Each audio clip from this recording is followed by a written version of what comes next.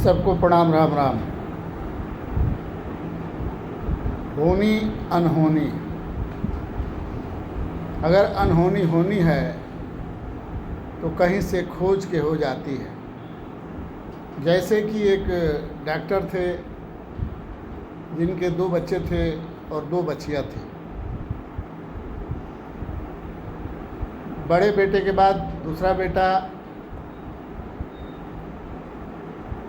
लड़की थी जिसका नाम उषा था और बड़े धूमधाम से उसकी शादी चीत बड़ा गांव में किए थे।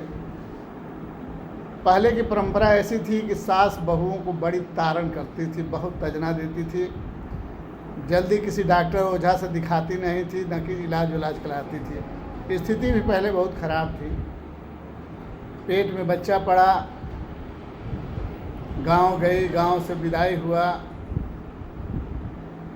शरीर में पीलिया हो गया। पीलिया होने की वजह से डिलीवरी के समय शरीर में बहुत ज़्यादा सूजन हो गया। उस समय बहुत अस्पताल नहीं थे तो उन्हें मऊ फातिमा हॉस्पिटल में ले गया। वहाँ डॉक्टर ने पैसे की मांग की तो लोग मौके पर पैसा लेकर नहीं गए थे, जिसके चलते डॉक्टर निकाल करके बाहर कर दिया ओटी से। और पैसा लेके जब तक लोग आते तब तक चिल्लाते चिल्लाते हमारी मतलब उस लड़की की जान चली गई। उससे छोटे एक और लड़के थे और उससे छोटे एक और लड़की थी जिसका नाम सरोज था। बड़ा लड़का जब अपनी बहन की मौत को देखा और एक सबसे छोटे भाई को अपने गोद में मरते हुए देखा तो उसने सोचा कि हम डॉक्टरी करेंगे और किसी को मरने नहीं देंगे, पैसे के अभाव में किसी की मौत नहीं होगी। तो वो मेडिकल कॉलेज में एडमिशन कराए और डॉक्टरी पढ़ना शुरू किए। पढ़ करके MS की डिग्री लिए। लेने के बाद समाज की सेवा में लगने के बाद उन्होंने गरीबी देखा था, पैसे का कदर किया, अपने शौक श्रृंगार या अपने किसी भी तरह की व्यवस्था पर विश्वास नहीं किया, पैसे का कद्र किया और पैसे के माध्यम से अपने पूरे परिवार को डॉक्टर बनाने का काम किया। फिर जो उनके पिता थे वो सिगरेट पीते थे और मीट मांस भी खाते थे, लेकिन बड़े लड़के के समझाने के बाद उन्होंने नशा करना और मीट मांस खाना बंद कर दिया। और जब से मीट मांस खाना बंद किया, बीड़ी सिगरेट पीना बंद किया, तब से उस घर में तरक्की होने लगी। और तरक्की इतना हुआ कि पूरा परिवार डॉक्टर बन गया और किसी भी चीज़ की उस घर में कमी नहीं रही। लेकिन जब उनकी उम्र गिरी, अवस्थाएँ 60 से के आसपास होगी, तो उन्होंने पहले दुर्गा जी की पूजा करते थे। उनका अपना मंदिर था, अपना घर था, अपना घर में रहते थे सन्यास की तरह।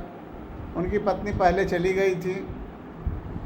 पूजा पाठ करते थे और प्रभु का भजन करते थे। किसी तरह का कोई नशा, किसी तरह का कोई मीट मांस नहीं खाते थे।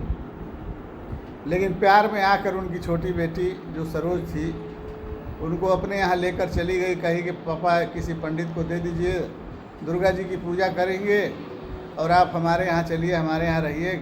अकेले रहने से कोई फ़ायदा नहीं है, दाई कितना सेवा करेगी हम जानते हैं। और वो लेके चली गई। जाने के बाद वहाँ रहते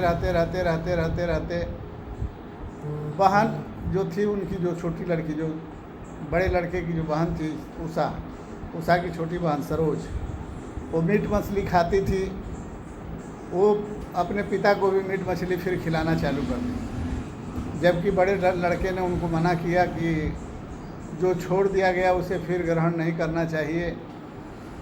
अब लगता है कि उम्र ख़त्म होने वाली है, जाते जाते फिर पाप के तरफ अग्रसर क्यों हो रहे हैं।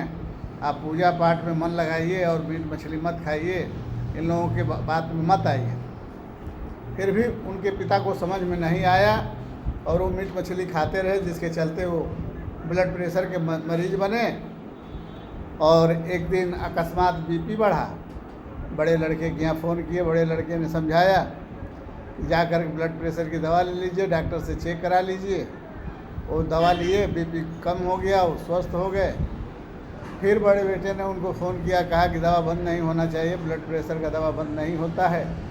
फिर भी उन्होंने दवा खाना चालू नहीं किया। अकस्मात एक दिन मछली खा रहे थे, उसी समय उन्हें ब्रेन स्ट्रोक हो गया।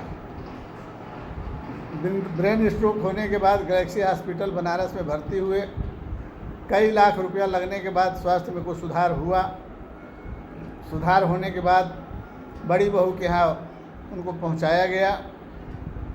बड़ी बहू सेवा कर ही रही थी कि अकस्मात उनके पेट में दर्द हुआ। गैस्ट्रिक के चलते, कोलाइटिस के चलते उनके पैखाना में ब्लड आने लगा। वो घबरा कर उनके छोटे लड़के के पास पहुंचाने का प्रयास किया और पहुंचाया भी। उन्होंने, भाई वो भी डॉक्टर थे, वो अपने डॉक्टरी के उमंग में उन्होंने इलाज करना चालू किया और इलाज करते रहे, मीट मछली खिलाते रहे। जबकि उनको नली से ही दवा बीरो देना था, नली से ही सब कुछ देना था, भोजन बहुत कम कराना था, सादा भोजन करना था। लेकिन मीट मछली खाने की वजह से उनके पेट से लेकर गले तक, मुंह तक फोड़े पड़ गए। फोड़े पड़ने के बाद वो कुछ खा पी नहीं पाते थे। फिर अकस्मात उनकी छोटी बेटी सरोज सिंह ने लेकर अपने पास गई। तब तक उनके फेफड़े में बहुत कफ भर गया। कफ भरने की वजह से वो घबराती हुई फिर लेकर के मऊ भागी। मऊ जाते समय रास्ते में मृत्यु हो गई। हमारे कहने का मतलब यह है कि होनी हो के रहती है। लाख मना करने के बाद भी कोई मीट खाना, मछली खाना नहीं छोड़ता है, और थोड़ा भी कहने पर लोग छोड़ देते हैं। लेकिन जब बिगड़ना होता है तो किसी के समझाने पर किसी को कोई असर नहीं पड़ता है और वो आदमी जिद कर बैठता है, जिसके चलते होनी अनहोनी में बदल जाती है और पूरे परिवार को रोना पड़ता है और पूरे परिवार को जीवन भर का एक कलंक मिल जाता है और वो आदमी जीवन भर अपने आप को माफ़ नहीं कर पाता है। तो हम समाज के को इस कहानी के माध्यम से ये बताना चाहते हैं कि ये कहानी एकदम हकीकत है। मीट मांस खाने से न कोई फ़ायदा होता है, न शरीर शुद्ध होता है, न शरीर साफ होता है, न मजबूत होता है, न ताकत आती है। मीट मछली खाने से मन अशुद्ध होता है, शरीर अपवित्र होता है और घर में विपत्तियों का वास होता है। इसलिए मीट मांस से बचें, नशा से बचें, सदा साफ सुथरा जीवन यापन करें, क्योंकि आपके दिल के अंदर, आपके शरीर के अंदर ही क्षीर सागर है जिसमें नारायण वास करते हैं। और नारायण को मीट मछली से बचाकर भक्ति में ढकेलने का प्रयास कीजिए। जय हिंद, जय भारत, जय सर्व समाज।